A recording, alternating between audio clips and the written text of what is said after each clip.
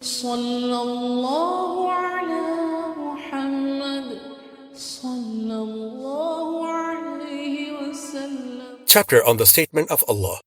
And those of you who die and leave wives behind them, they, the wives, shall wait as regards their marriage for 4 months and 10 days. Then, when they have fulfilled their term, there is no sin on you if they, the wives, dispose of themselves in a just and honourable manner. That is, they can marry. And Allah is well acquainted with what you do. Quran, chapter 2, verse 234. Narrated Ibn Zubayr, I said to Uthman bin Affan, while he was collecting the Quran, regarding the verse, and those of you who die and leave behind wives. Quran, chapter 2, verse 240. This verse was abrogated by another verse, so why should write it or leave it in the Quran? Uthman said, O son of my brother, I will not shift anything of it from its place. Narrated Mujahid regarding the verse, and those of you who die and leave wives behind them. Quran, chapter 2, verse 234. The widow, according to this verse, was to spend this period of waiting with her husband's family. So Allah revealed, and those of you who die and leave behind wives, that is, widows, should bequeath for their wives a year's maintenance and residence without turning them out. But if they, wives, leave, there is no sin on you for that which they do with themselves, provided it is honourable. For example, lawful marriage. Quran, chapter 2, verse 240.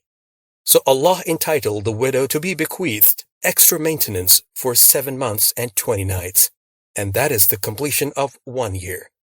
If she wished, she could stay in her husband's home, according to the will, and she could leave it if she wished. As Allah says, without turning them out, but if they, wives, leave, there is no sin on you. So the iddah, that is 4 months 10 days, as it is obligatory for her.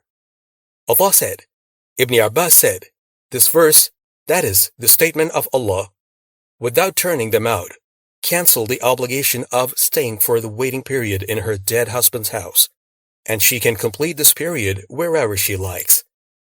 Allah said, if she wished, she could complete her iddah by staying in her dead husband's residence according to the will, or leave it according to Allah's statement. There is no sin on you for that which they do with themselves. Allah added, later, the regulations of inheritance came and abrogated the order of the dwelling of the widow in her dead husband's house. So she could complete the iddah wherever she likes, and it was no longer necessary to provide her with a residence. Ibn Abbas said, this verse abrogated her, that is, widow's dwelling in her dead husband's house, and she could complete the iddah, that is, 4 months and 10 days, wherever she liked, as Allah's statement says, without turning them out. Narrated Muhammad bin Sirin, I sat in a gathering in which the chiefs of the Ansar were present, and Abdurrahman bin Abu Layla was amongst them. I mentioned the narration of Abdullah bin Utbah regarding the question of Subay bin al-Harith. Abdurrahman said, but Abdullah's uncle used not to say so. I said, I am too brave if I tell a lie concerning a person who is now in Al-Kufa. I raised my voice. Then I went out and met Malik bin Amir, or Malik bin Auf, and said, what was the verdict of Ibn Mas'ud about the pregnant widow whose husband had died? He replied, Ibn Mas'ud said, why do you impose on her the hard order and don't let her make use of the leave?